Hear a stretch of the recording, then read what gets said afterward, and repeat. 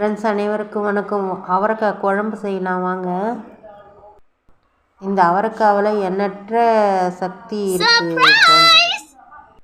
நார் சத்து இருக்குது, நுரையீரலை வலிமைப்படுத்தும். இருக்கிறவங்களுக்கு, பிபி இருக்கிறவங்களுக்கு இதெல்லாம் சாப்பிட்டா, இந்த அவரைக்காய் சாப்பிட்டா அத்தனையும் நல்லது. நைட்டில் தூக்கம் வராதவங்களுக்கும் இந்த அவரைக்காய் சாப்பிட்டாக்கா நல்லா தூக்கம் வருமா.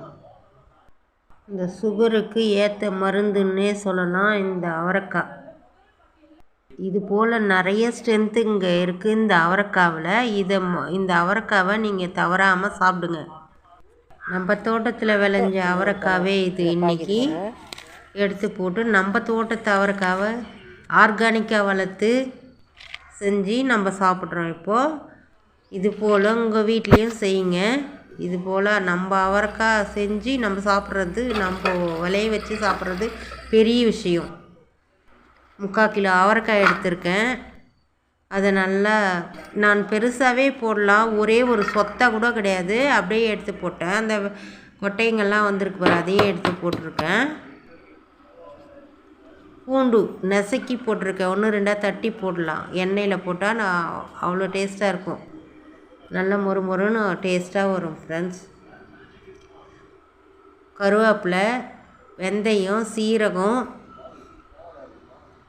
கொத்தமல்லி, 3 மீடியம் சைஸ் தக்காளி 3 எடுத்திருக்கேன், 150 கிராமு வெங்காயம் எடுத்திருக்கேன், 3/4 கிலோ அவரைக்காய் எடுத்திருக்கேன், கடுகு ஒரு ஸ்பூன் எடுத்திருக்கேன், 1 ஸ்பூனு கடலப்பருப்பு,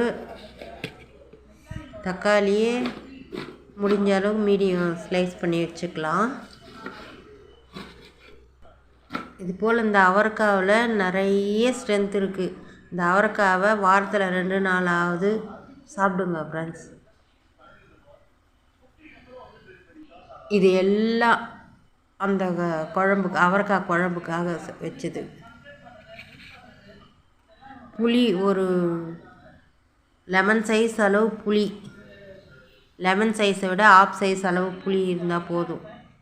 இந்த அளவுக்கு புளி, அதை கரைச்சி அந்த திப்பியெல்லாம் எடுத்து போட்டுட்டு அதை எடுத்து வச்சுக்கோங்க. அது ஃபைனல் ஸ்டேஜில் தான் அதை ஊற்றணும். எண்ணெய் கடாயை வச்சு 100 எண்ணெய் ஊற்றிருக்கேன், 150 எண்ணெய் ஊற்றிருக்கேன். கடுகு போடுறேன், கடலப்பருப்பு, உளுத்தம்பருப்பு,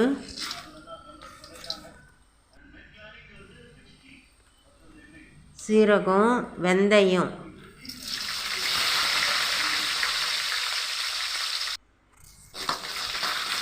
விட்டால் ப்ரௌன் கலர் ஆகிற வரைக்கும் அதை வறுத்துக்குங்க.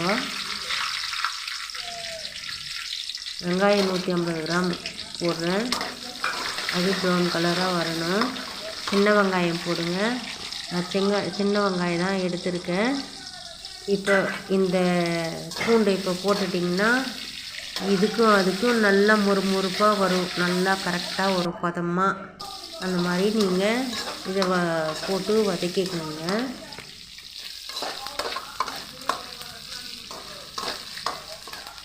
இந்த மாதிரி நல்லா வதக்கிக்கணும், கொஞ்சம் ப்ரௌன் கலராக ஆகிற மாதிரி. அந்த கடலப்பருப்பு, உளுத்தப்பருப்பு இதெல்லாம் போட்ட முறை அதுவும் பர்ஃபெக்டாக வந்திருக்கு பாருங்கள். இப்போது இந்த கருவேப்பிலை போடுங்க. கருவேப்பிலை நிறைய தீயிற அளவுக்கு விடக்கூடாது, அது தீயாத இருக்கிற அளவுக்கு பார்த்துக்கோங்க. இப்போ நான் கரெக்டாக இங்கே போடுறேன் பாருங்கள். எல்லாமே இந்த ஸ்டேஜில் எல்லாமே இந்த மாதிரி போடணும். உப்பு, தக்காளி எல்லாம் போட்டுட்டுங்க ஒன்றா. இதை போட்டு நல்லா கலக்கிங்க, நல்லா வதக்குங்க, வதக்குங்க. இந்த பச்சை வாசனை போகிற அளவுக்கு வதக்கணும். நம்ம உப்பு எதுக்கு போடுறோன்னா, இந்த மாதிரி டைமில் அப்படி தட்டி விட்டிங்கன்னா அந்த தக்காளி எல்லாம், நான் அரைச்சி போடலான்னு நினச்சேன், அரைச்சி போட வேணாம்னு சொல்லிவிட்டு இதே போட்டாலும் நல்லாயிருக்குன்னு சொல்லிட்டு இப்படி போட்டுட்டேன். 3 ஸ்பூனு மல்லித்தூள், 2 ஸ்பூன் மஞ்சத்தூள், 1 ஸ்பூன் மஞ்சத்தூள், ஒரு 2 ஸ்பூன் மிளகாத்தூள் போட்டு நல்லா கலக்கிங்க.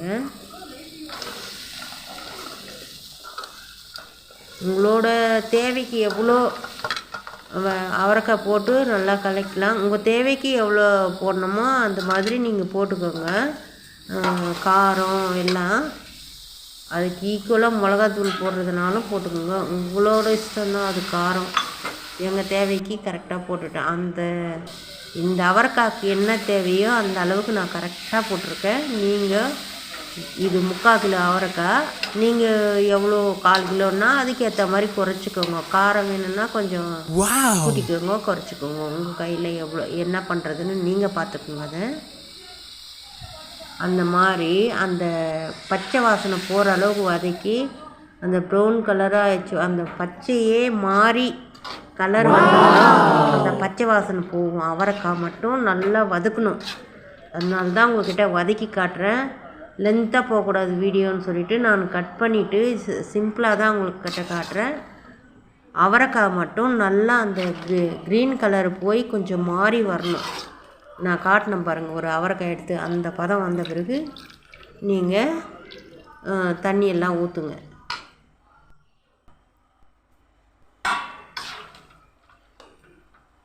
நான் ஒரு லிட்டர் தண்ணிக்கு இருக்கும் ஊற்றி இப்போது இதை மூடி போட்டு ஒரு 1/4 மணி நேரம் நல்லா கொதிக்க வைக்கலாம். நடுவில் எடுத்து கலக்கி விடுங்க. அதை கொஞ்சம் ஒரு ஸ்பூனு மிளகு அதை 1-2 தட்டி வச்சுக்குவோம். இப்போ மூடி வச்சதை எடுத்து நல்லா கலக்கி விடுவோம்.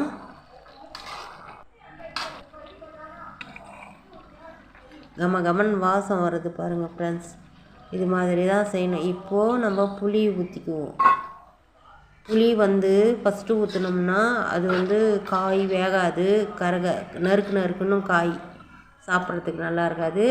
இப்போ காய் நல்லா வெந்து போச்சு, எல்லாமே கரெக்டாக இருக்குது. இந்த சமயத்தில் புளி ஊற்றி கலக்கி இன்னொரு முறை ஒரு 5 நிமிஷம் கொதிக்கிட்டோன்னு மூடி வச்சிடணும்.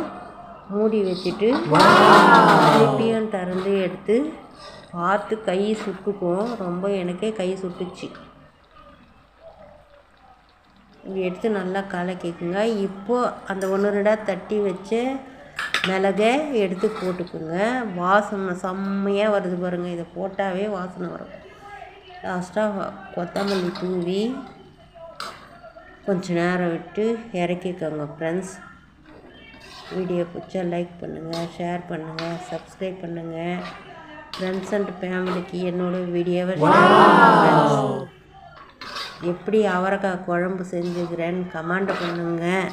எப்படி நீங்களும் உங்கள் வீட்டில் இது மாதிரி செய்கிறீங்களா சொல்லுங்கள்.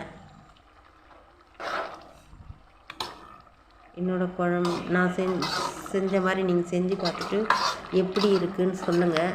டிஃப்ரெண்ட்டாக இருக்கும்.